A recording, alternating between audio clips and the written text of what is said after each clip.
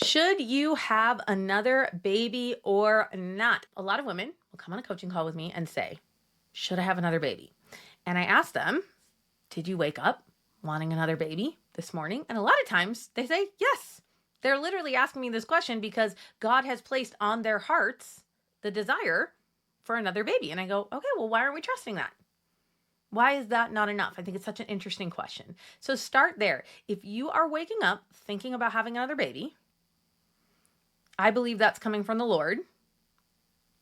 And then why aren't we trusting that? I really believe that God puts desires on our hearts and then he increases the desire there when it is time to do it. I'll just tell you right now, no days do I wake up right now wanting to have a baby. I never think about it. I never pull out a pregnancy calculator and go, oh, I wonder if I got pregnant right now, like when I would have the baby. I used to do that when I wanted a baby. And so I, at the moment, just have no desire to have another baby. We practice natural family planning. God could give me a baby right now if he wanted to, but I don't have that desire. So one of my favorite prayers is, Lord, increase the desire of my heart for whatever I'm praying about, but in this instance, a baby, if it is of you, or decrease the desire of my heart if it is not of you. It is such a reasonable prayer. Like, he is a good and loving father. He wants to communicate with you. He wants to speak to you. And he wants you to know his good and holy will for you. So just ask him to be clear. So that's your heart. And then there's your husband's heart. And I really like to say that God does not give one spouse the desire for something strongly without giving the other spouse the desire or the openness to that for big life decisions. Maybe you're going out for lunch and one of you wants Thai food and one of you wants Mexican. That's not what we're talking about, okay? I'm talking about the desire to grow your family and have another baby. So your husband may not want another baby right now. And again, you're going to pray and you're going to say, Lord, increase the desire of my heart if this is of you, or decrease the desire of my heart if it is not of you. If your heart and your desire is increasing, then I want you to trust that he will change the heart of your husband. Just trust it. And I've seen that with both spouses so many, many, many times, where one person does not want another baby, and then something just happens and their heart is suddenly open to wanting to have another baby. So just trust that God is with your husband. And if he wants you to have another baby, he's going to open your husband's heart to that. And he doesn't even have to open your husband's heart to like a gushing amount of excitement around having another baby. It just might be that he opens your husband's heart on a random Wednesday night to rolling the dice. That's what we call it. Should we roll the dice? Which means both spouses completely know that if they have sex right now, they might get pregnant. Your husband's heart just has to be opened that much. And I just want you to trust that God is with you and God is with him, and he will put you on the same page. Now, let's say you get pregnant and your husband feels grumpy about that, or he has negative feelings about that. That is okay. You can watch your husband feel disappointed. You can watch your husband grieve the year that he thought he was going to have. I remember when we would get those 2 lines on a pregnancy test and we would have to grapple with what we thought we were going to do for the year. And then now we were going to have a baby year is what we would call it. We are allowed to be humans and to have feelings and to grieve things. It is very difficult to be pregnant, to be married to someone who's pregnant, to have a baby, and to live through particularly the 12 weeks postpartum, but really the whole year after having a baby. And it's okay for him to have some negative feelings about that. It doesn't mean he doesn't love you, and it doesn't mean that he doesn't want the baby, right? Like that when the baby comes, that he won't be loving and warm and happy about the baby. There were 2 pregnancies in particular where I was just so mad, so frustrated. I really did not want to be pregnant. And I had to really process a lot of negative feelings about that because it is not what I wanted to do. I had just been pregnant. I didn't feel like I had healed my body, and I was already had so many kids that it was really, really difficult. And processing those negative feelings and grappling with them had nothing to do with how insanely in love I was with my baby when the baby came, right? Those are just 2 totally different things. And so we want to allow both of you to have your emotional experience around being pregnant and adding another kiddo to your family. But another question that I often ask women when they say, should I have another baby or not, is I'll say, well, what are your reasons for not having a baby? And there are so many reasons that people don't want to have a baby. And I will have them kind of list those reasons. And I'll say, okay, now let's look at those reasons. Do you like those reasons? Do you like those reasons as a reason not to have another baby? And I can't answer that for you, but you can look at them and decide, do you want to be the kind of person who doesn't have a baby because of these reasons? And the women are very clear when I ask them that.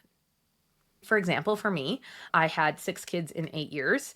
And let's just say, but right after baby number 6, if you had said, Sterling, do you want to have another baby? I would have said no.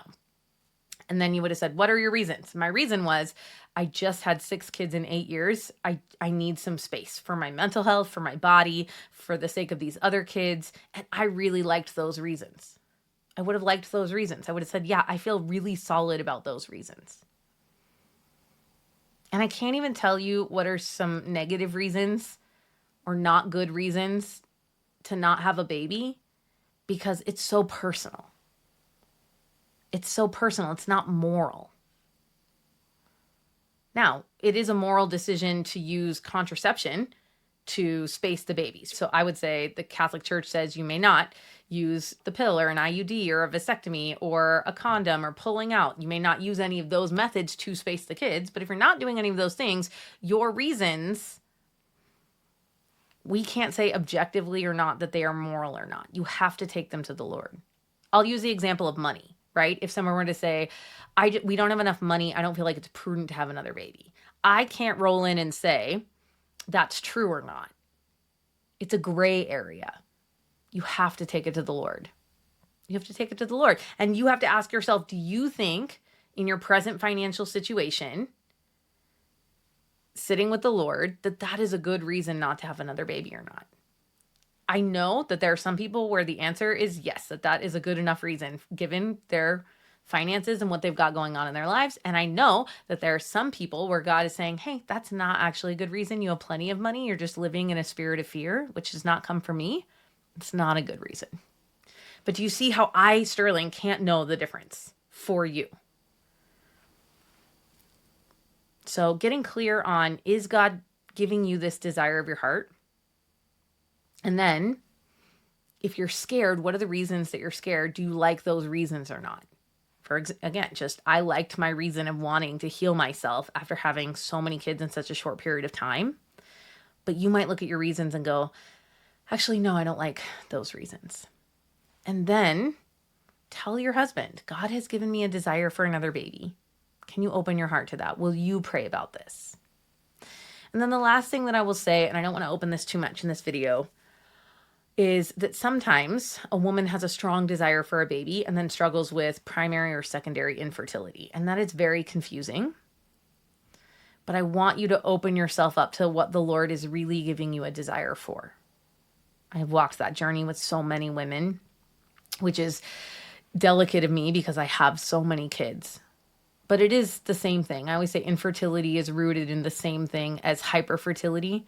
Someone with hyper-fertility is getting pregnant when they don't want to get pregnant. Someone with infertility is not getting pregnant when they want to be. But both of them are rooted in a woman's desire, strong desire for something that the Lord is saying no to. And so we want to sit with that. We want to go to the Lord and say, all right, Lord, what is my real desire for here? And our real desire at the end of the day is for sainthood. And we want to sit with him and say, all right, what is my path to sainthood? And if you have a desire to grow your family, what other ways could God create that? Maybe you want to feel more love in your heart and you think having another child will create more love in your heart. Well, he will show you ways right now to do that. So speak more plainly to the Lord and ask him open-ended questions. How do you want me to be living right now? What do you want me to have a desire for? Or what is this desire for? Maybe you are mislabeling it. But get clear on your desire and ask him to grow it if it is of him and to decrease it if it is not of him, to clarify it if you are not discerning it clearly, and then trust that your husband will have his heart opened, that the desires are both fulfilled. Because I do not believe that God gives one spouse a holy desire without the other spouse having it. And so it's often just a matter of timing. And listen, that's a hard thing to sit with. But at the end of the day, what we do all truly want is to do what God wants us to do. And I do think that he gives us desires, and then the best way to live is to match the desires that he's given us to the way that we live. But sometimes we have to wait, or sometimes we have to clarify. Again, maybe you have a desire to multiply love in your heart and you think another baby is the way to do that, but he's calling you to a slightly different flavor of growing love in your heart or in your home. But God does not give us a spirit of fear. So I want you to come back down to trust and love and peace and believe that he's with you. I want you to believe that he is with your husband. The Holy Spirit lives inside your husband's body. And just pray for your husband and pray that God puts you guys on the same page, that the desires that you have will put you on the same page. And I always believe that they will, even if it just takes time for one spouse to change their heart. All right, if you like this video, I want you to watch this video about the 4 ways that you can be blocking God's voice. So maybe you're saying, Sterling, I'm praying and I'm trying to find the answer, but I'm not hearing the Lord. Here are the top 4 reasons why we block God's voice. Make sure you're not doing any of those. All right, my friends, I am praying for you. Please pray for me and have a blessed day.